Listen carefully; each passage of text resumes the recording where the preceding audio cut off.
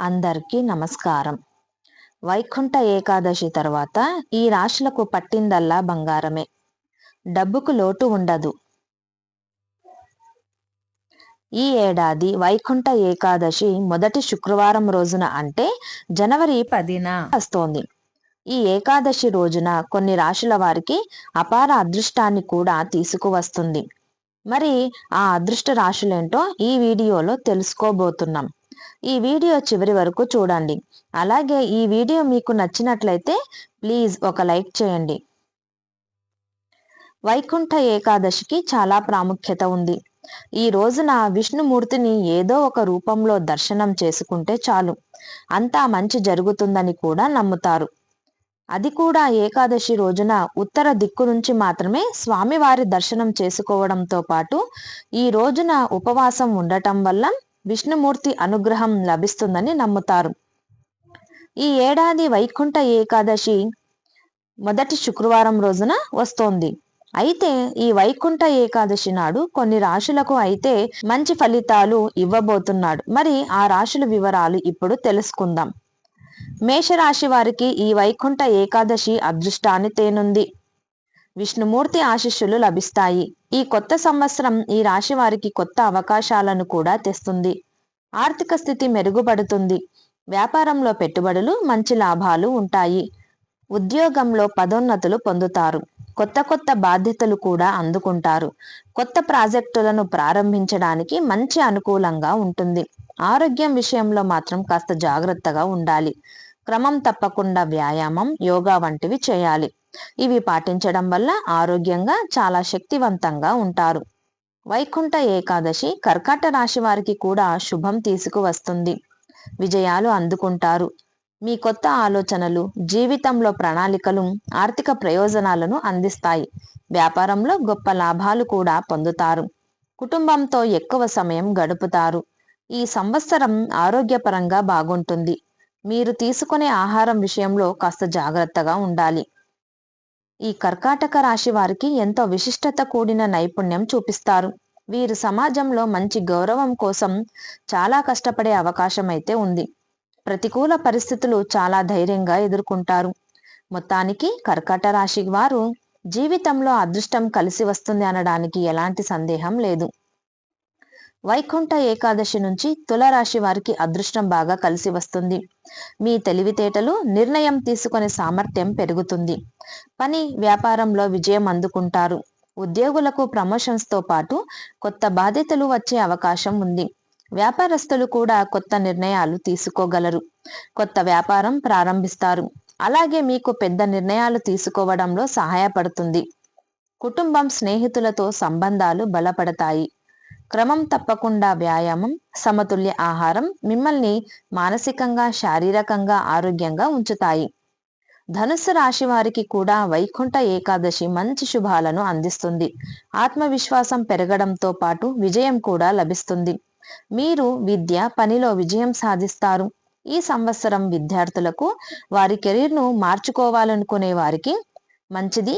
ప్రణాళికలు, ప్రయత్నాలు విజయవంతమవుతాయి. మతపరమైన, సామాజిక కార్యకలాపాల్లో పాల్గొనడం ద్వారా మీరు గౌరవాన్ని పొందుతారు. ఇంట్లో వాతావరణం ఆహ్లాదకరంగా ఉంటుంది. కుటుంబంలోని పెద్దల ఆరోగ్యం మెరుగుపడుతుంది. మొత్తానికి ఈ ధనుస్సు రాశి వారికి అయితే మంచి ఫలితాలు రాబోతున్నాయి. మీనరాశి వారికి ఈ ఏడాది విష్ణుమూర్తి అనుగ్రహం లభించనుంది. కొత్త విజయాలు అందుకుంటారు. కెరీర్ ద్వారా ఆర్థిక పరిస్థితి మెరుగుపడుతుంది. వృత్తి జీవితంలో పురోగతి, వ్యాపారవేత్తలకు కొత్త అవకాశాలు, ఉద్యోగ రంగంలో ఉన్నవారికి ఆర్థిక లాభాలు, సాంకేతిక, విద్యా రంగాలలో పురోగతి, కుటుంబ మద్దతుతో మీ సంబంధం మరింత బలపడుతుంది. ఆరోగ్యం మెరుగుపడుతుంది. మీనరాశి వారికి అనుకున్న పనులు వెంటనే పూర్తి చేయగలుగుతారు. వీరికి జీవితంలో డబ్బుకు ఎటువంటి లోటు ఉండదు. విష్ణుమూర్తి అనుగ్రహం కలగాలంటే వైకుంఠ ఏకాదశి నాడు వీటిని దానం చేస్తే సకల సంపదలు చేకూరుతాయని నమ్మకం. వైకుంఠ ఏకాదశి రోజున విష్ణుమూర్తి అనుగ్రహం కలగాలంటే ఈ రోజున గోవును దానం చేయడం మంచిది. చాలా కాలం నుంచి ఈ సంప్రదాయం వస్తోంది. గోవుని దానం చేయడం వలన విష్ణుమూర్తి అనుగ్రహంతో పాటుగా సంపదలు కలుగుతాయి. సమాజంలో మంచి గౌరవం కూడా లభిస్తుంది. వైకుంఠ ఏకాదశి నాడు డబ్బులు దానం చేయవచ్చు. ఇలా చేస్తే కూడా మంచి జరుగుతుంది. అలాగే అన్నదానం చేస్తే మంచి ఫలితాలు కలుగుతాయి. అలాగే బట్టలు వంటివి కూడా లేని వాళ్ళకి ఇవ్వచ్చు. దాని వలన పుణ్యం కలుగుతుంది. విష్ణుమూర్తి అనుగ్రహం కలగడానికి వైకుంఠ ఏకాదశి నాడు తులసి మొక్కని దానం చేస్తే కూడా మంచి జరుగుతుంది. అలాగే విష్ణుమూర్తి అనుగ్రహాన్ని కూడా పొందవచ్చు. అలాగే వైకుంఠ ఏకాదశి నాడు ఎలాంటి తప్పులు చేయకూడదు. వైకుంఠ ఏకాదశి నాడు మాంసాహారం తీసుకోకూడదు. అబద్ధాలు చెప్పడం, ఆగ్రహానికి గురవ్వడం వంటివి అస్సలు చేయకూడదు. వైకుంఠ ఏకాదశి నాడు ప్రతికూల ఆలోచనలకు దూరంగా ఉండాలి. ముఖ్యంగా ఉల్లిపాయ, వెల్లుల్లి వంటి ఆహారాన్ని తీసుకోవడం మంచిది కాదు. వైకుంఠ ఏకాదశి రోజున విష్ణుమూర్తికి ఇష్టమైన తుమ్మిపూలు, జాజిపూలు, తెల్లగన్నేరు, నందివర్ధనం వంటివి దేవుడికి సమర్పిస్తే కోరుకున్న కోరికలు తప్పకుండా నెరవేరుతాయి. అలాగే ఓం నమో భగవతే వాసుదేవాయ, ఓం నమో నారాయణాయ మంత్రాలతో విష్ణుమూర్తిని పఠిస్తే మంచి ఫలితాలు వస్తాయని నమ్మకం. ఈ మంత్రాలని 21 సార్లు చదువుతూ పువ్వులతో పూజ చేయాలి. విష్ణు సహస్ర పారాయణం చేసినా లేదంటే విన్న పాపాలన్నీ తొలగిపోయి విష్ణుమూర్తి అనుగ్రహం కలుగుతుంది. మోక్షాన్ని పొందవచ్చు. శ్రీ మహావిష్ణువు అనుగ్రహం పొందాలంటే ఈ రోజు ఉపవాసం ఉండాలి. ముక్కోటి ఏకాదశి నాడు భగవద్గీతను చదవడం ఎంతో శుభప్రదమని శాస్త్రాలు వెల్లడిస్తున్నాయి. అందుకే ఈ రోజు భగవద్గీతలో ఉన్న శ్లోకాలను భక్తి శ్రద్ధలతో పఠిస్తూ ఉపవాసాన్ని పూర్తి చేయవచ్చు. వైకుంఠ ఏకాదశి నాడు ఉపవాసం ఉండేవారు సమయం కంటే ముందే ఉపవాస దీక్షను విరమించకూడదని గుర్తుపెట్టుకోవాలి. ఈ పర్వదినం 3 కోట్ల ఏకాదశి తిథులకు సమానమని, అంత పవిత్రమైనది.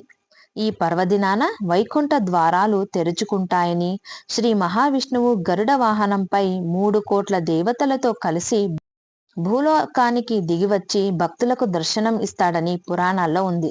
అందుకే వైష్ణవాలయాల్లో ముక్కోటి ఏకాదశిన వైకుంఠాన్ని తలపించేలా ఉత్తర ద్వారాలను తెరుస్తారు. తెల్లవారుజామున ఆ మార్గం నుంచి వెళ్లి దేవుణ్ణి దర్శించుకోవాలి. తెలుసుకున్నారు కదా, వైకుంఠ ఏకాదశి నుంచి ఏ ఏ రాశి వారికి అదృష్టం ఉండబోతుంది, మరియు వైకుంఠ ఏకాదశి రోజున ఏ ఏ పనులు చేయాలి, ఏ ఏ పనులు చేయకూడదు. ఈ వీడియో మీకు నచ్చినట్లయితే ప్లీజ్ లైక్ చేసి మీ ఫ్రెండ్స్కి షేర్ చేయండి. అలాగే మా కొత్త వీడియోస్ మీకు వెంటనే చేరాలంటే మా ఛానల్ని సబ్స్క్రైబ్ చేసుకొని పక్కనే ఉన్న బెల్ ఐకాన్ని ప్రెస్ చేయండి. ధన్యవాదములు.